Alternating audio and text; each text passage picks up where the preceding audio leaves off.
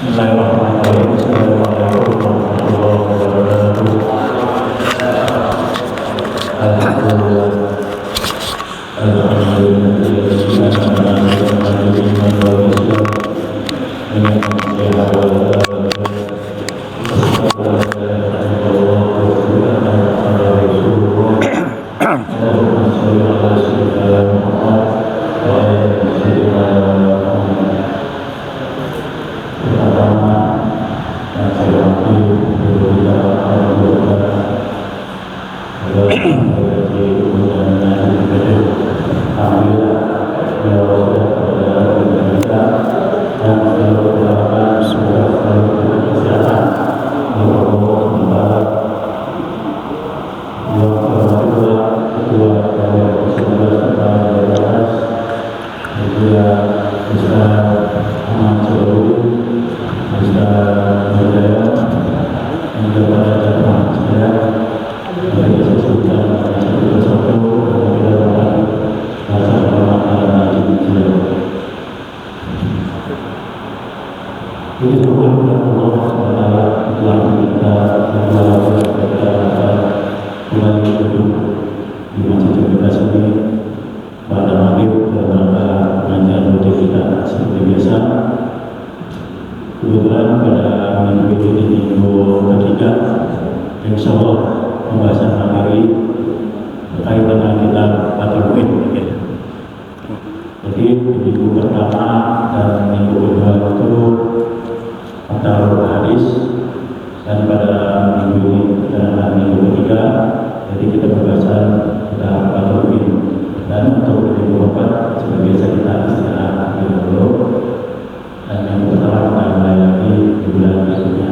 warahmatullahi wabarakatuh.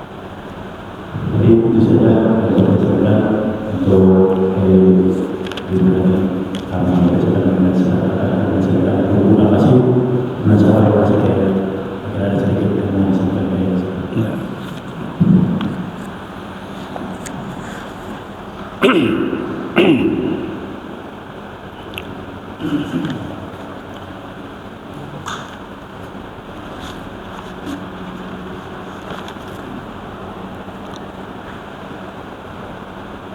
Assalamualaikum warahmatullahi wabarakatuh.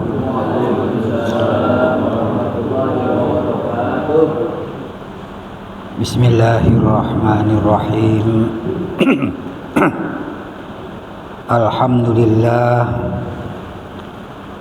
Alhamdulillahilladzi faddala bani adama bil ilmi wal amali ala jami'il alam. Wassalatu wassalamu ala sayyidina wa nabiyyina Muhammadin sayyidil arabi wal ajam wa ala alihi wa ashabihi ya nabi'il ulumi wal hikam. Amma ba'du. Hadirin jamaah ta'lim Masjid Jami Al-Ikhlas rahimakumullah. Wabil khusus para asatiz, para hujjaj, terutama al-mukarram wal muhtaram, ketua DKM Masjid Jami Al-Ikhlas Ustaz Nasrullah, serta anggota-anggota pengurus yang lainnya, ketua RW, ketua-ketua RT, serta jamaah sekalian yang berbahagia. Alhamdulillah wasyukrulillah, pada kesempatan malam hari ini kita bersama-sama dapat hadir di acara taklim ini, yang tentunya harapan dan doa kita Semoga kita semua selalu mendapatkan ridha dan maghfirah dari Allah Subhanahu wa ta'ala.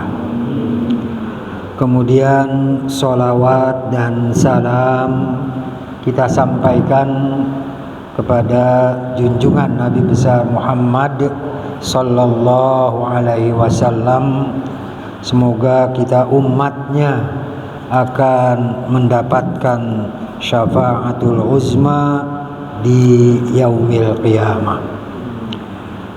Hadirin jamaah sekalian rahimakumullah.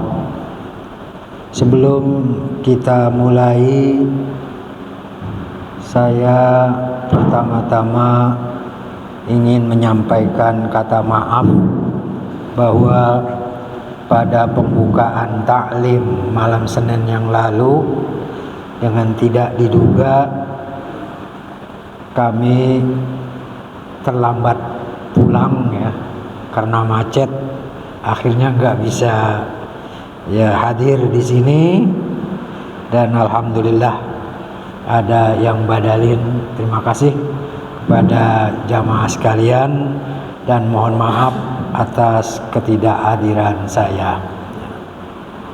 Yang kedua, pada kesempatan malam hari ini kita akan mengambil salah satu hikmah daripada apa yang sudah kita upayakan selama di bulan suci Ramadan, kemudian di bulan Syawal. Karena ada sebuah ayat menyatakan A'udzu billahi minasyaitonir rajim. Bismillahirrahmanirrahim. Duribat 'alaihimuz zillatu ainama suqifu illa bihablim minallah wa hablim minan nas. Al-ayah. Jadi duribat 'alaihimuz zillah, ditimpakan kepada mereka suatu kehinaan. Az-zillah, kehinaan, kerendahan, wal maskanah, dan kesengsaraan di mana saja kita berada. Ainama suqifu illa bihablim minallah wa hablim minan nas. Kecuali kalau hablum minallahnya baik dan juga hablum minan nas kita baik. Nah, pada saat kita tawakuf dari taklim itu kan dalam rangka kita menyongsong dan menyambut bulan suci Ramadan, di mana di bulan Ramadan itu kita terus berupaya meningkatkan keimanan dan ketakwaan kita. Yang tadinya jarang-jarang tilawatil Quran, tadarrus Al-Quran, memasuki Ramadan kita rajin, ya kan? Yang tadinya jarang ke masjid, masuk bulan suci Ramadan, nah, kita rajin. Yang tadinya barangkali kita jarang-jarang sholat berjamaah, dengan masuknya bulan suci Ramadan berjamaah kita rajin. Walhasil kita terus berupaya dengan semangat keimanan dan ketakwaan kita meningkatkan amal-amal soleh kita. Nah, itulah yang disebut dengan hablum minallah. Jadi hubungan yang baik secara vertikal kepada Allah Subhanahu wa ta'ala. Nah, maka di selesai bulan Ramadan ini kita dianjurkan untuk bisa mempertahankan. Jangan yang tadinya kalau setiap hari ngebet Al-Quran, kemudian usai Ramadan Al-Quran gak pernah dibuka-buka lagi. Jangan yang tadinya rajin berjamaah setelah selesai Ramadan berjamaahnya berhenti lagi kan gitu. Nah, jadi kadang-kadang kita begitu, ya. Jadi di Ramadan kita begitu hebatnya, begitu semangatnya kita beribadah, usai Ramadan kadang-kadang kendor lagi. Nah, maka untuk itu marilah terus kita pertahankan kefitrahan kita. Nah, itu hal-hal yang berkaitan dengan hablum minallah.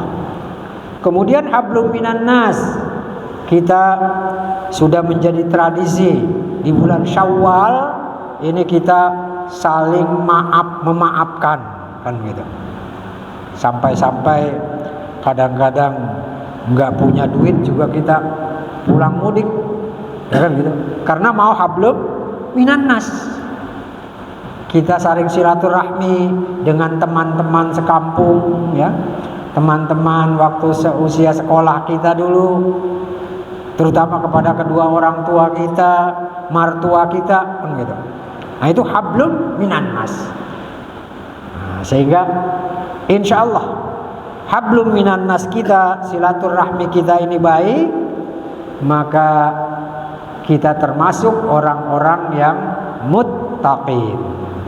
Itulah yang disebut dengan kita kalau ya lebaran itu kan minal aidin. Mudah-mudahan kita tergolong orang yang kembali. Kembali apa? Kembali suci. Kembali kepada fitrah kita. Jadi fitrah kita bersih, kan gitu. Wal faizin, dan semoga kita termasuk orang yang sukses, menang, beruntung, faiz. Artinya puasa kita sudah lakukan, di siang hari makanan yang halal-halal nggak boleh, kan gitu. Nah, akhirnya kita mampu mengendalikan hawa nafsu kita, maka kita tergolong orang yang faizin, menang. Wal makbulin, dan semoga kita termasuk orang-orang yang diterima amal ibadah kita. Nah, jadi minal aidina wal faizin wal makbulin. Taqabbalallahu minna wa minkum siyamana wa siyamakum. Nah, itu kalau hablum minallah baik, hablum minan nas juga baik. Tapi kalau hablum minallahnya nggak benar, hablum minan nasnya juga nggak beres, kurang pantas dan kurang tepat. Kayaknya kalau kita ngomong minal aidin, itu cuma lebaran doang. Karena biasanya yang nggak puasa lebarannya paling dulu. Kadang-kadang belum selesai Id dia udah jalan. Ada yang begitu? Ada di kampung-kampung gitu ya. Padahal dia puasa juga enggak gitu kan. Nah, itu kurang pas kalau dia mengucapkan minal aidin, ya kan? Nah, sekarang ini setelah kita kembali kepada tugas rutin kita, ya tentu kita diharapkan mampu mempertahankan apa yang sudah kita upayakan selama di bulan suci Ramadan dan di bulan Syawal. Salah satu di antaranya yang utama adalah mari terus kita jaga sholat berjamaah. Kadang-kadang kita menganggap remeh sholat berjamaah, kan ya. Padahal di Al-Quran itu sudah jelas Allah subhanahu wa ta'ala menyatakan wa aqimus sholah wa atuz zakah warka'u ma'ar raki'in. Wa aqimus sholah, dan dirikanlah sholat, wa atuz zakah, tunaikanlah zakat, warka'u ma'ar raki'in, dan rukuklah kalian bersama-sama orang yang rukuk. Nah, kata-kata warka'u ma'ar raki'in itu adalah perintah untuk kita sholat berjamaah. Itu para ahli tafsir menafsirkan kata-kata warka'u ma'ar raki'in adalah perintah untuk kita sholat berjamaah. Nah ini kan kita sudah latih sebulan Ramadan, taraweh, sholat berjamaah, witir berjamaah, kan begitu. Bahkan mungkin di Ashrul Awakhir kita juga ya qiyamul lail kita udah rutinkan, bahkan ada yang berjamaah begitu. Nah maka itu jangan berhenti setelah selesai Ramadan, karena itu salah satu upaya untuk kita menjaga kebersamaan. Jadi menjaga kebersamaan. Salah satu dari hikmah sholat berjamaah itu kan adalah untuk kita bisa menjalin silaturahmi dengan baik. Tadi kita di waktu sholat itu baca wa'tasimu bihablillahi jami'an wala tafarraqu. Segeralah kalian untuk menuju hablum minallah. Wa'tasimu bihablillah. Jadi hablullah, tali Allah. Artinya kita harus bersatu. Tanpa ada persatuan sulit untuk kita mencapai kemenangan. Mungkin pernah saya menyampaikan di sini, orang-orang Yahudi itu dia berkata kalau umat Islam sholat subuhnya berjamaah jumlahnya sama dengan sholat Jumat, saya baru keder sama orang Islam. Ini pernah disampaikan Presiden Amerika ya. Jadi kalau sholat subuhnya orang Islam ini jumlahnya sama dengan sholat Jumat, saya baru takut sama umat Islam. Tapi kalau sholat subuhnya cuma sepotong sop, ya dia masih berani ganggu Islam, berani ngejek Islam gitu. Nah ini orang Yahudi Israel begitu. Dia pernah ngomong seperti itu. Nah maka pentingnya berjamaah.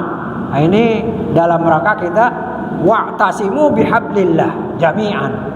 Jadi segera bersatu padu semuanya dalam tali Allah. Wala tafarraqu, dan janganlah kalian bercerai-berai. Wala tafarraqu. Nah itu salah satu hikmah daripada sholat berjamaah. Nah dengan ayat ini maka ada sebagian aliran menyatakan bahwa sholat berjamaah itu adalah fardu ain. Nah, sedangkan Imam Syafi'i kalau kita lihat di sini hukumnya sunnah muakkadah, karena ada hadis yang menyatakan sholatul jamaati afdalu min sholatil fazzi bisab'in wa ishrina darajatan. Sholatul jamaati, sholat berjamaah, afdalu min sholatil fazzi, lebih utama, lebih baik daripada sholat sendirian, bisab'in wa ishrina darajatan, dengan perbandingan 27 derajat. Jadi 27 derajat itu bandingan yang paling rendah. Artinya kalau jumlah jamaahnya banyak itu bisa lebih. Ya bisa berbanding 100, bahkan bisa sampai melebihi dari itu. Makanya di dalam salah satu hadis Rasul menyatakan kalau kita sholat di Masjidil Haram dengan kita sholat di tempat kita, bandingannya berapa? 100.000 kali lipat. Jadi kalau kita sholat sini sekali, sholat di Masjidil Haram sekali, bandingannya sholat di sini 100.000 kali. Coba berapa bandingannya itu? Nah kalau di Madinah kata Rasul 1 berbanding 1000. Jadi begitu pentingnya, sehingga ada ulama yang menyatakan hukumnya sholat berjamaah itu adalah fardu kifayah. Artinya jika di satu kampung ini nggak ada yang sholat berjamaah, maka terkena dosa semuanya. Nah, namun di dalam kitab Fathul Mu'in ini kata musannif, hukumnya adalah sunnah muakkadah. Namun jangan dianggap remeh, karena kalau kita ngomong sunnah, sunnah, cuman sunnah, padahal sunnah di sini sangatlah penting. Pernah ada cerita, ya, mungkin bapak-bapak masih ingat gitu ya, bahwa ada seorang hafiz Al-Quran buta, namanya siapa? Ummi Maktum, ya. Jadi Ummi Maktum dia buta, tapi hafal Quran. Suatu hari habis sholat berjamaah, Ummi Maktum ini sahabat Nabi nanya kepada Rasulullah, ya Rasulullah, kalau saya kebetulan nggak ada yang nuntun, kira-kira boleh nggak saya sholat di rumah? Nabi manggut-manggut. Ya. Tapi setelah Ummi Maktum jalan, dipanggil lagi. Hai Ummi Maktum, sini sebentar. Kalau ada suara azan dari masjid, kamu dengar nggak? Dengar ya Rasul. Kalau begitu kamu harus sholat berjamaah ke masjid. Itu orang buta saja masih disuruh sholat berjamaah ke masjid. Nah apalagi kita yang gagah, ya. Pak Salim gagah. Keker masih ya, rajin masjid. Oh ada ML lagi. Iya. Nah, jadi seperti itu. Jadi ada satu hadis begitu. Jadi Ummi Maktum yang buta kalau dengar azan itu harus ke masjid, kecuali darurat, hujan. Mungkin kalau nggak ada yang nuntun kan, takutnya salah jalan kan gitu. Nah, ada hadis lain. Nabi pernah marah-marah, kalau kalian tidak sholat di masjid, kalian pada sholat di rumah saja, saya akan bakar rumahnya. Jadi ada ancaman gitu. Tapi Rasulullah enggak membuktikan ancaman itu. Maka Imam Syafi'i menyatakan itu hanya sekedar dakwah atau peringatan saja. Ya, jadi walaupun diancam seperti itu, namun tetap hukumnya adalah sunnah muakkadah gitu. Ya. Ada hadis lagi di mana ada Rasul pernah bersabda, la sholata li jaril masjidi illa fil masjidi. Tidak ada sholat 5 waktu bagi tetangga masjid kecuali dia sholatnya berjamaah di masjid. Jadi tidak ada sholat bagi tetangga masjid kecuali sholatnya di masjid. Nah di sini satu imam menyatakan la sholata diartikan tidak sah sholat berjamaah 5 waktunya.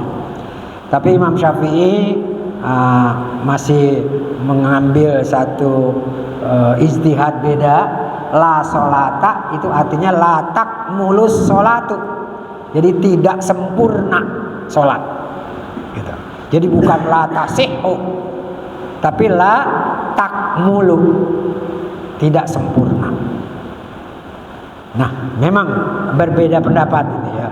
Maka kadang-kadang kita di satu masjid ada dia datang sendirian, belum punya teman nungguin kan gitu. Suka ada kan gitu. Nah itu karena dia berpendapat bahwa betapa pentingnya sholat berjamaah. Salah satu hikmahnya tadi adalah untuk menjalin rasa persatuan. Jadi dengan berjamaah kita tahu teman kita ada yang sakit. Dengan kita berjamaah di masjid kita tahu teman kita ada yang meninggal kan begitu. sehingga rasa persaudaraan kita itu tumbuh gitu. Itu satu. Kemudian yang kedua, dengan sholat berjamaah, kekurangan kita itu ditanggung dengan jamaahnya, ditanggung dengan sholat berjamaah. Misalnya kan kalau kita sholat, ada yang khusyuknya hanya 15% karena mikirin utang, ya kan? Ada yang khusyuknya cuma 25%, ada yang kekhusyuannya cuma 50%, kan gitu. Dan bahkan mungkin ada yang betul-betul mantap sholatnya, mungkin sampai tingkat 75% kebaikannya, kekhusyuannya. Nah, kalau kita barangkali kadang-kadang bacaan sholat kita nggak benar, nah, kalau kita berjamaah itu dijamin. Ya. Ada satu riwayat, malaikat ditanya oleh Allah, wahai malaikat, coba lihat jamaah yang sholat di masjid Al-Ikhlas. Nah, coba catatannya, si A kebaikannya cuma 25%, si B 30%, si C bagusnya nilainya sampai 40%, dan bahkan ada barangkali si Z yang nilainya 80%. Kata Allah, ganti semua itu, daftar, ratakan semuanya 80%. Jadi yang kita nilai kita cuma 15% naik jadi 80%. Karena ada jamaah yang dapat nilai 80. Itu kehebatan sholat berjamaah. Nah, maka mari kita terus berupaya. Kalau nggak repot-repot banget, ya kita lakukanlah sholat berjamaah. Ya di mana saja. Kalau kita lagi kerja, barangkali ya sampai di jalan bisa istirahat, mampir berjamaah. Gitu. Diupayakan seperti itu. Kecuali kalau hajat betul atau darurat betul. Jadi yang membolehkan kita nggak berjamaah itu karena hajat. Hajat itu keperluan penting. Kita ditelepon suruh pulang, anak kita sakit, kejar kan gitu. Atau darurat, ya, kebakaran rumah kita, gitu. Ya misalnya kan itu dikejar, darurat boleh. Nah itu beberapa hikmah daripada sholat berjamaah. Jadi sholat berjamaah itu tadi dalilnya adalah kalau di Al-Quran itu warka'u ma'ar raki'in, rukuklah bersama-sama orang yang rukuk. Bahkan di masa Rasulullah saja, di saat perang itu masih disuruh berjamaah. Kalau musuh di arah kiblat, disuruh bikin 2 saf. Yang saf depan bareng dengan Rasul, ikut rukuk, ya, terus sampai ya sujud sampai berdiri lagi. Yang di belakang saf yang berikutnya itu dia pegang senjata berjamaah. Nah setelah 1 rakaat, yang saf depan mundur ke belakang, yang belakang maju ke depan. Ikut lagi ya, apa yang dilakukan oleh Rasul.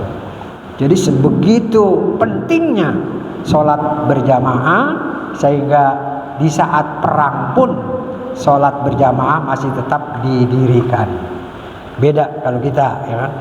Kadang-kadang kalau lagi ada hajatan, jangankan nggak berjamaah, nggak sholat sama sekali kan gitu. Nah ini artinya kita sudah mulai mengabaikan.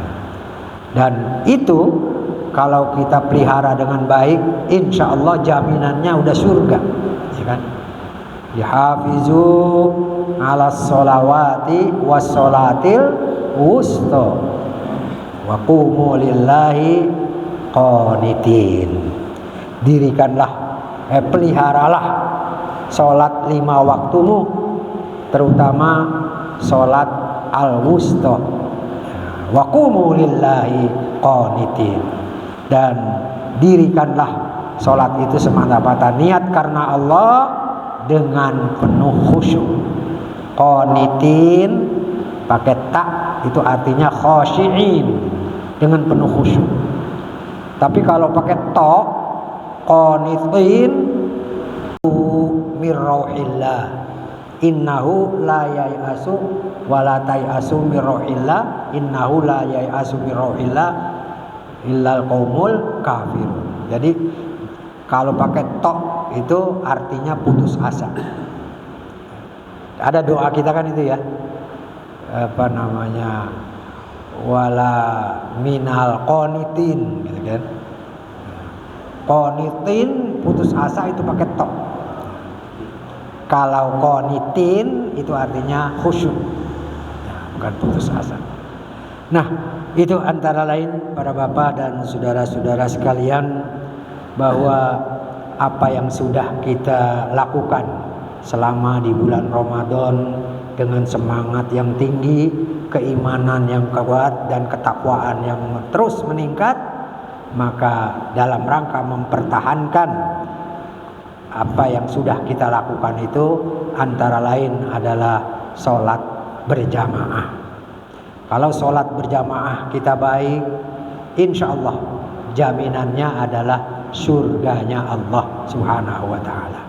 Ada sebuah hadis di mana hadis ini diriwayatkan oleh Imam Ahmad, di mana Rasulullah sallallahu alaihi wasallam bersabda, hafizu alas sholawatil khamsi, peliharalah terus sholat 5 waktumu.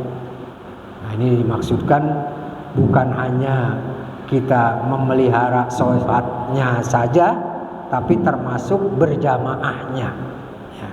Alas sholawatil khamsi ruku'ihinna, jaga cara rukuknya, wasujudihinna, dan juga pelihara cara sujudnya, wa wudu'ihinna, dan juga dijaga cara berwuduknya, isbaghul wuduknya dipelihara, wa mawaqitihinna, dan juga waktu-waktunya. Wa alima annahunna min indillah dakhalal jannah. Dan kalau kita yakin itu memang perintah Allah, sholat 5 waktu kita jaga, sholat wustonya apalagi, dan berjamaahnya pun kita pelihara, insya Allah dakhalal jannah, pastilah kita masuk surga. Nah, mengapa sholat ini? Karena sholat ini yang pertama, yang utama. Kalau sholatnya beres, yang lain tinggal ngikutin, kan gitu. Nabi ngomong gitu kan. Jadi kalau sholat kita beres, kita pertanggungjawabkan, yang lainnya sudah tinggal ngikutin saja. Tapi kalau sholat kita nggak bisa pertanggungjawabkan, jangan harap yang lain kita bisa pertanggungjawabkan. Nah, itu barangkali yang penting dalam kesempatan ini, walaupun tadi pendapat sedikit berbeda, namun tujuannya adalah sama, agar kita memelihara sholat 5 waktu kita dengan berjamaah. Meskipun mazhab Syafi'i tidak berijtihad wajib atau fardu, namun kepentingannya tetap sama. Untuk itu sekali lagi mari kita terus berupaya, paksakanlah diri kita. Kalau memang kita banyak waktu luang, tidak ada hajat-hajat yang ya barangkali syar'i, kita berupaya untuk memaksakan diri kita sholat berjamaah. Nah, hadirin sekalian, saya kira itu yang bisa saya sampaikan dalam kesempatan ini. Mungkin ada hal-hal yang mau ditanyakan, dipersilahkan. Silakan, PRW. Terima kasih Pak Kiai ya. Alhamdulillah ya, bagaimana tadi sudah dijelaskan tentang bagaimana fadilah sholat berjamaah ya. Kurang kedengaran. Bagaimana fadilahnya sholat berjamaah Pak Ustadz ya. Ini Pak Kiai ya. Sholat yang dibahas tadi bagaimana ininya fadilahnya sholat berjamaah dan pentingnya sholat berjamaah. Tapi ini apakah berlaku untuk laki-laki dan perempuan? Soalnya tadi penjelasannya hanya sholat aja. Tapi apakah perempuan juga begitu juga? Apakah diharuskan juga ke masjid seperti yang disampaikan tadi? Terima kasih. Oke. Baik. Mungkin maksudnya perbedaan antara laki dan perempuan salat berjamaah gitu. Baik, kalau kita melihat sebuah hadis, Rasulullah pernah bersabda, janganlah kalian larang kalau anak perempuanmu, istrimu ke masjid. Jadi janganlah kalian larang kalau istrimu, anak-anak perempuanmu pergi ke masjid. Tetapi kata Nabi, seabdol-abdol perempuan adalah sholat di rumahnya. Gitu. Jadi seabdol-abdol wanita adalah sholat di rumahnya. Tapi awalnya Nabi bilang jangan dilarang kalau istrimu pergi ke masjid. Terus di ujungnya dibilang tapi seabdol-abdol sholat wanita adalah di rumahnya. Apa ini hikmahnya? Ya kan kalau semuanya pada ke masjid, nanti ada tamu, ya nggak ada orang, ada maling nggak ada orang kan gitu. Jadi ada pembagian tugas gitu. Tapi kalau memang di masjid dirasa nilainya lebih besar, misalnya di masjid ada taklim, itu kan nilai lebih besar namanya. Nah, dia mau ikut taklim, jangan dilarang kalau memang kerjaan mereka sudah beres. Tapi ingat, sebaik-baik sholat perempuan adalah di rumahnya. Ya, bukan berarti dilarang ke masjid. Kan awalnya Nabi bilang jangan dilarang, jangan kau larang ya, istri-istrimu kalau dia mau ke masjid. Tapi sebaik-baik sholat perempuan adalah di rumahnya. Seperti itu. Nah, jadi kita bisa menganalisis bagaimana sebaiknya. Nah, lihat situasi. Kalau memang subuh ada pengajian subuh, ya kalau mau ngikut ya silakan, tafadhol. Mungkin ada tambahan nilai kan begitu. Dan di masjid ada i'tikaf kan begitu. Nah, di mana-mana pun seperti itu. Cuman nilai tambahnya ada. Kalau memang di masjid ya nggak berjamaah, misalnya di rumah nggak berjamaah, ya mendingan di rumah kan begitu. Nah kalau di rumah berjamaah, di masjid berjamaah, lebih baik di rumah. Dia berjamaah, ajak anak-anaknya yang perempuan. Nah, seperti itu saya kira yang dimaksud. Ada lagi barangkali? Nah, mana dulu nih? Ya silakan Pak. Assalamualaikum warahmatullahi wabarakatuh. Waalaikumsalam. Mohon maaf Pak Kiai, saya mau menanyakan perihal bab yang dibahas hablum minallah dan hablum minannas. Manakah yang lebih utama di antara hablum minallah dan hablum minannas? Ketika kita melihat di antara kita ini ada salah satu yang memilih di antara itu. Ada yang seseorang hablum minallahnya kenceng, namun hablum minannasnya tidak. Contoh, dia selalu melakukan ibadah, entah tahajud, entah sholat malam atau sholat jamaahnya, namun dia tidak mau berhubungan dengan manusia. Dikhawatirkan dia melakukan maksiat. Dan hablum minannasnya ini ada juga hablum minannas yang memang benar-benar terlihat dan dinilai sangat luar biasa. Hubungan sama manusianya sangat baik dan terkenal di mana-mana orang tersebut itu baik. Namun tidak pernah terlihat sama kita sholat. Itu lebih utama yang mana di antara dua itu. Dan kemudian yang kedua tadi mengenai penjelasan kalau misalkan ada lebih nilai plus kalau ada perempuan pengajian, itu saya pernah dengar, kalau tidak salah ya Pak Kiai, tolong koreksi, di kitab Safinatun Najah atau di mana, sautul mar'atu maksiatun. Jadi suaranya wanita itu atau perempuan itu maksiat. Jadi ketika kita mendengarkan suara wanita atau perempuan itu memang benar-benar kita menikmati.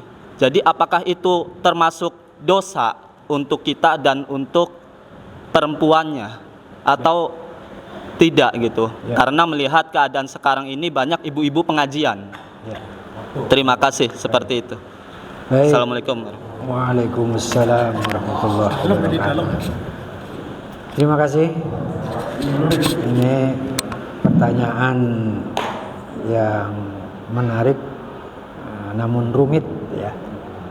Kalau kita melihat surah Ali Imran tadi ayat 112, duribat alaihimuz zillatu ainama suqifu, ditimpakan suatu kehinaan dimanapun mereka berada, illa bihablim minallah wa hablim minannas, kecuali dua, hablum minallahnya baik, hablum minannasnya juga baik.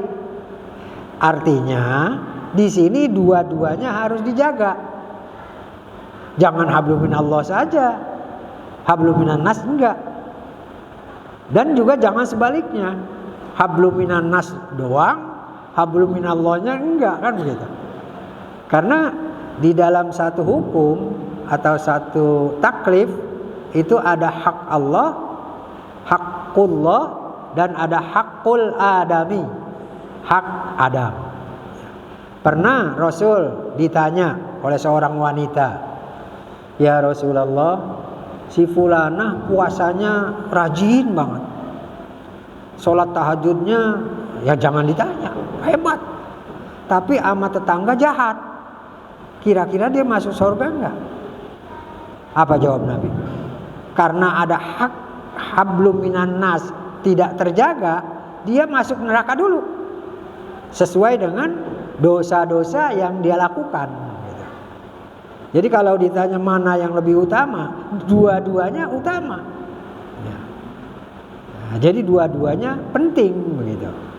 Artinya di Al-Quran tadi Ali Imran 112, illa, kecuali dua, kan begitu, hablum minallah dan hablum minannas. Artinya dua-duanya ini harus kita lakukan. Jangan cuma hablum minallah saja. Seperti wanita tadi, puasanya rajin, tahajudnya rajin, tapi sama tetangga jahat. Nah itu masih tetap dia dijebloskan ke neraka dulu sesuai dengan kesalahannya. Nah, cuma barangkali kalau terjadi benturan, mana yang diduluin gitu. Nah, misalnya ada tamu di rumah, itu kan hablum minannas, azan maghrib di masjid, ini sama-sama nih. Lagi azan tamu datang. Nah kalau Kiai Nur Alim dulu ngajarin, ajak ke masjid dulu, kita sholat, baru ajak pulang. Nah, jadi tamunya itu ajak ke masjid. Artinya apa ini? Artinya hablum minallah utamakan. Sama seperti azan maghrib, ayam hilang, nggak pulang. Nah, emang itu godaan setan? Nggak ketemu tuh ayam, atau kambingnya yang belum juga pulang kan gitu. Mana duluin? Dulu sholat dulu lah. Gitu. Hablum minallah dulu. Ntar selesai sholat baru cari kambing. Ini cari kambing dulu. Pas habis waktu maghrib baru ketemu tuh kambing. Akhirnya nggak sholat kan begitu. Nah, ini namanya kita mengabaikan salah satunya. Tapi yang jelas kedua-duanya penting. Apabila terjadi benturan, utamakanlah hablum minallah. Dan di akhirat nanti masalah hablum minannas itu Allah belum akan mengampuni kita sebelum orang itu memaafkan kita. Jadi kalau hal-hal yang terkait dengan hablum minannas, Allah tanya dulu. Misalnya si A sama si B punya utang sama si A, apa ke bawah mati. Nanti dipanggil dulu si A. Nah ini benar, si B ini utang sama kamu. Apakah sekarang kamu mau memaafkan? Kalau kata si B enggak, dia dihukum dulu. Karena itu hablum minan nas, hakul adami, hak anak Adam. Jadi hak anak Adam itu Allah sangat menghargai gitu. Jadi kesimpulannya bahwa hablum minallah dan hablum minan nas itu dua-duanya dijaga dan dipelihara dengan sebaik-baiknya.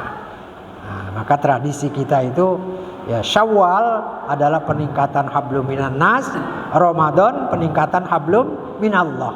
Kalau dua-duanya sudah sejalan seiring, barulah kita pantas kalau menyatakan diri kita sebagai orang-orang yang muttaqin, orang yang minal aidin. Nah, itu tentang mana yang lebih utama. Ya. Jadi dua-duanya sama pentingnya. Maka kalau kita meninggal itu kan kita harus dulu ahli waris itu menyatakan permintaan maaf. Yang kedua kalau punya utang piutang kan gitu, kan sering gitu kalau menyolatin ya. Itu karena hablum minan nasnya itu jangan sampai terbawa mati gitu. Nah sehingga si ahli waris tadi anaknya atau siapa bilang bahwa kalau ada bapak dan ibu yang berpiutang dengan jenazah ini, sayalah yang menjadi jaminannya. Jadi saya sudah jaminkan, artinya udah pindah utangnya, supaya dia nanti meninggal dalam keadaan tidak lagi punya utang piutang. Itu yang terkait dengan hablum minallah dan hablum minan nas. Kemudian untuk suara, emang wanita itu suaranya aurah, jadi aurat ya. Jadi sautul mar'ati aurah, jadi suara wanita itu adalah aurat. Artinya kalau dia menyuarakan suaranya yang indah di depan laki-laki, ya maka dia berdosa. Kita juga yang sengaja dengerin dosa. Nah, gitu. Nah, kecuali ada pendapat kalau ada speakernya itu tidak termasuk suara asli. Yang kita nggak boleh itu yang suara asli. Kalau sudah ada ininya itu udah lain lagi. Ya udah dicampur dengan tambahan-tambahan gitu. Nah, makanya kalau memang wanita itu nanti mau ikut ya sholat berjamaah di masjid, nah itu kan tentu dijaga suaranya, auratnya kan gitu. Kan dia nggak bakalan jadi imam, nggak bakalan baca doa kan begitu. Dia hanya makmum. Makanya seabdal sop wanita adalah di sop yang paling belakang. Itu paling utamanya. Sop yang paling depan itu paling jelek nilainya. Kalau laki-laki kan yang paling utama di depan, sop awal. Yang di belakang agak jelek. Tapi kalau wanita yang paling bagus yang di belakang. Nah, ini kadang-kadang wanita nyari paling depan supaya kelihatan. Nah, jadi yang paling belakang yang paling bagus. Nah, jadi itu tergantung manusianya lah ya. Jadi kadang-kadang memang suara wanita itu ya memang kalau dia tidak menjaga akhirnya dosa dua-duanya. Yang bersuara dosa, ya yang dengerin juga dosa. Beda kalau kedengeran, kita mah nggak mau dengerin, tapi kedengeran kan begitu. Itu lain lagi. Kelihatan. Baik, sementara itu dulu ya. Mudah-mudahan ada manfaatnya ya. Mari kita terus berupaya untuk meningkatkan kualitas ketakwaan kita kepada Allah Subhanahu wa taala, baik hablum minallah kita maupun hablum minan nas kita. Ala hadzihi niyyah al-Fatihah. A'udzubillahi minasyaitonir rajim. Bismillahirrahmanirrahim. Alhamdulillahirabbil alamin. Arrahmanirrahim. Maliki yaumiddin. Iyyaka na'budu wa iyyaka nasta'in shiratal mustaqim shiratal ladzina an'amta 'alaihim ghairil maghdubi 'alaihim waladdallin. Bismillahirrahmanirrahim. Alhamdulillahi rabbil alamin. Hamdan yuwafi ni'amahu wa yudafi'u niqamahu wa yukafi'u mazidah. Ya Rabbana lakal hamdu wa lakal mulku kama yanbaghi li jalali wajhikal karim wa li azimi sultanik. Allahumma salli ala sayyidina Muhammad wa ala ali sayyidina Muhammad. Allahumma hdina wa waffiqna ilal haqqi wa ila tariqim mustaqim wa najjina ya ilahana minal qaumiz zalimin wa tawaffana muslimin wa alhiqna bis solihin bi rahmatika ya arhamar rahimin. Allahumma rzuqna ya Allah fahman nabiyyin wa hifzal mursalin wa ilhamal malaikatil muqarrabin bi rahmatika ya arhamar rahimin. Rabbana atina fid dunya hasanah wa fil akhirati hasanah wa qina azaban nar walhamdulillahi rabbil alamin. Assalamualaikum warahmatullahi wabarakatuh.